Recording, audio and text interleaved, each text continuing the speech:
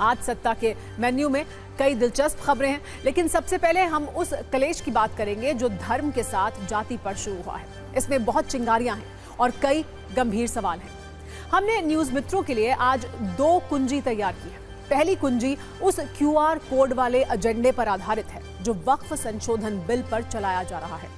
इस पर देश में मुसलमानों का सबसे बड़ा सर्वे शुरू हो गया है, लेकिन इसमें कुछ पेच भी हैं। जबकि दूसरी कुंजी उस जाति वाले क्लेश पर है जो यूपी में एनकाउंटर के बाद सरकारी नियुक्तियों पर शुरू हुआ है।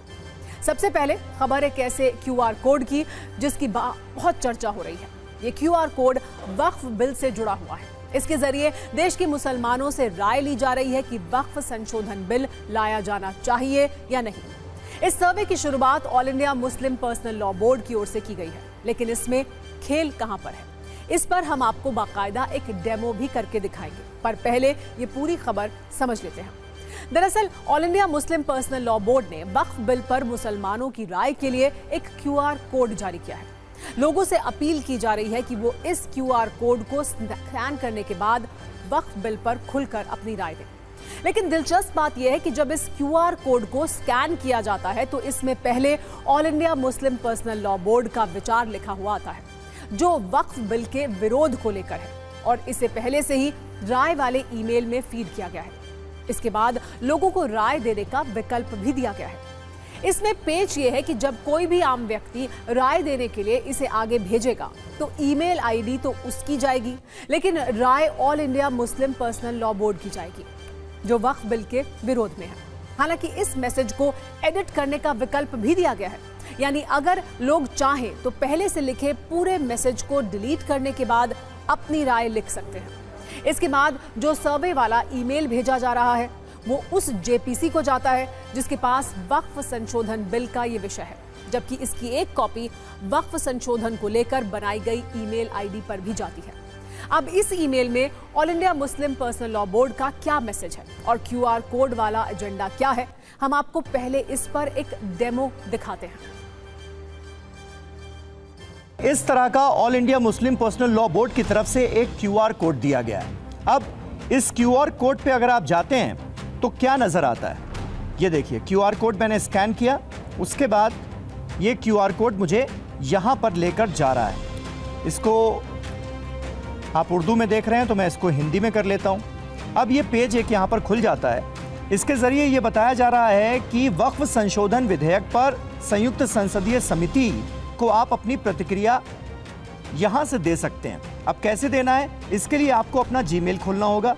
ओपन जीमेल का लिंक मैं ओपन कर दे रहा हूं। इसके बाद जीमेल की तरफ ये लिंक आपको ले जाता है।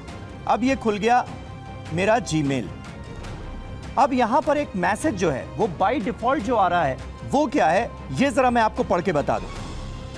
वक्फ संशोधन विधेयक 2024 पूर्ण रूप से अस्वीकरणीय है, ये एक्सेप्टेबल नहीं है, ये लिखा हुआ है इसमें। माननीय संसदीय समिति के सदस्यगण, मैं वक्फ संशोधन विधेयक का कड़ा विरोध करता हूं। ये विधेयक मौलिक अधिकारों, इस्लामी चैरिटी कानूनों और स्थापित न्यायिक सिद्धांतों का उल्लंघन करता है। साथ ही इसमें महत्वपूर्ण परिचालन अक्षमताएं भी हैं। यदि यह विधेयक पारित होता है तो अधिकतम वक्फ संपत्तियों का नियंत्रण सरकार के हाथों में चला जाएगा। इन संपत्तियों को पुनर्वर्गीकृत और पुनर्निर्धारित करके घटा दिया जाएगा और वक्फ संपत्तियों के प्रबंधन के लिए एक अपारदर्शी, पक्षपाती और अक्षम संरचना स्थापित की जाएगी। ऐसा कानून संविधान में नागरिकों के विश्वास को कमजोर करता है। मैं आपसे इस विधेयक को तुरंत रद्द करने का अनुरोध करता हूं। ये राय यहां पर लिखी हुई आ रही है, यानी बाय डिफॉल्ट ये राय लिखी हुई आ रही है।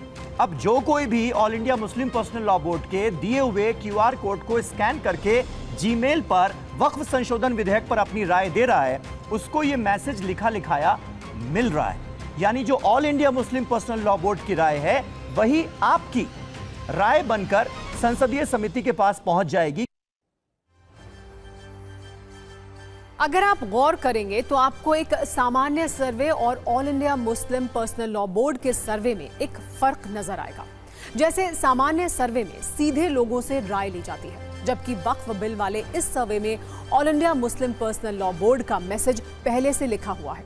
किसी सामान्य सर्वे में विरोध करना है या समर्थन, ये लोग खुद तय करते हैं, लेकिन all India Muslim Personal Law board के इस सर्वे में विरोध वाला विचार पहले से लिख कर दिया गया है। किसी आम सर्वे में लोगों को हां या ना का विकल्प दिया जाता है, लेकिन all India Muslim Personal Law board के इस सर्वे में QR कोड को स्कैन करने के बाद सीधे ईमेल भेजने का विकल्प है, जिससे ये बात सीधे JPC तक पहुंच जाएगी कि देश के ज्यादातर मुसलमान वक्फ संशोधन बिल नहीं चाहते हैं। इस सर्वे पर मुस्लिम समुदाय के लोग क्या कह रहे हैं, इस पर हम आपको एक रिपोर्टर रील भी दिखाते हैं।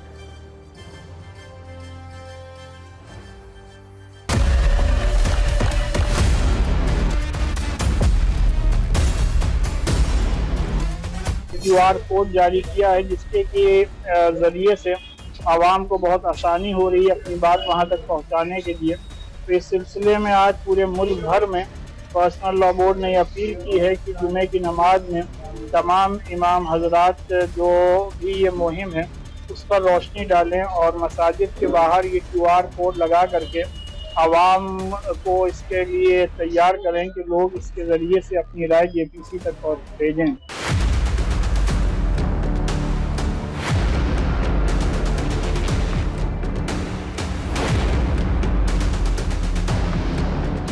तो पूरे मुल्क में जुमे की नमाज के बाद इस पर्सनल बोर्ड ने QR कोड का एक एहतमाम किया है कि मुसलमान अपने कैमरे से इस QR कोड को स्कैन करके अपनी राय जो है all India Muslim Personal Law board ने दी है, उसी राय को हम लोग जो JPC को आगे जो फॉरवर्ड की जा रही है। यहाँ पर ये कोशिश की जा रही है कि बड़े पैमाने पर तमाम नमाजियों से इसके खिलाफ और इस बिल के खिलाफ अपनी राय का इजहार कराया जाए।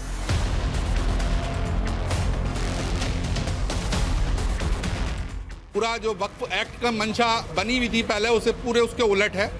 तो जहाँ तक मैं समझता हूँ, मेरी राय में सही है जो उन्होंने मेल भेजा है, वो एकदम ठीक है। हमारी कौम को ये चाहिए जितने भी जागरूक लोग हैं मोबाइल चलाते हैं वो अभी और इसी वक्त लग जाएं कि उस बारकोड सबके मोबाइल पे पहुंच भी चुका है, नहीं हो तो अभी और पहुंचा दिया जाएगा, कि उसके फेवर में वो वोट करें।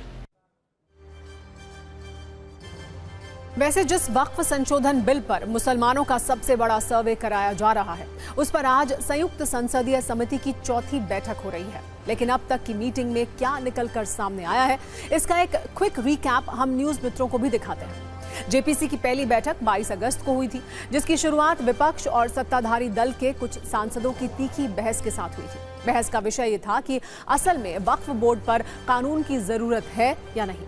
इस मीटिंग में यह भी तय हुआ था कि इस विषय पर मुस्लिम पक्षों और लोगों की राय लिया जाना जरूरी है। इसके बाद दूसरी बैठक 30 अगस्त को हुई। 8 घंटे तक चली इस बैठक में कई मुस्लिम पक्षों के विचार सुने गए और उनकी ओर से यह कहा गया कि वक्फ बिल का विषय धार्मिक आस्था और व्यवहार का मामला है।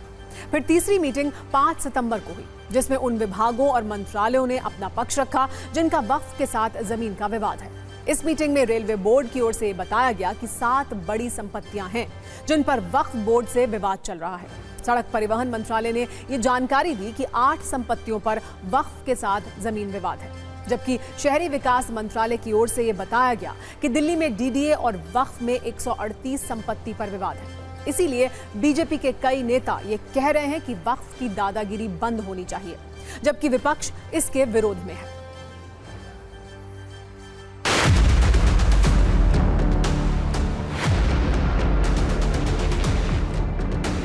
हमारी कोशिश है कि हम ज़्यादा से ज़्यादा स्टेक होल्डर से बात करें, बाहर भी दिल्ली से निकल करके राज्यों में जा कर के, क्योंकि सरकार ने अगर JPC को रेफ़र किया है तो हमारा उद्देश्य ये है कि एक ऐसा बिल लेकर के आएँ जो वक्फ का जो पर्पज़ है, चाहे रिलीजियस हो, चाहे पॉयस हो, चाहे चैरिटेबल हो, उसका गरीबों को, अल्पसंख्यकों को, महिलाओं को, खवातीन को, बच्चों को एजुकेशन हेल्थ के लिए मिल सके। हम लोगों को टाइम दिया गया है कि अगले सेशन तक हम इस कमेटी का रिपोर्ट सबमिट करें पार्लियामेंट को।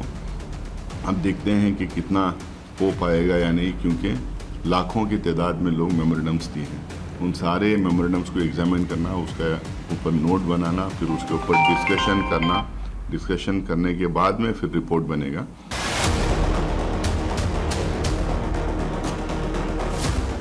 वक्फ बोर्ड जो है ये एक तरह से कांग्रेस की सरकार ने अपने कार्यकाल में जमीन हड़पने का सर्टिफिकेट दे दिया। कर्नाटक के एक गांव के किसानों का जमीन हड़प लिया, कहा पूरी जमीन हमारी है।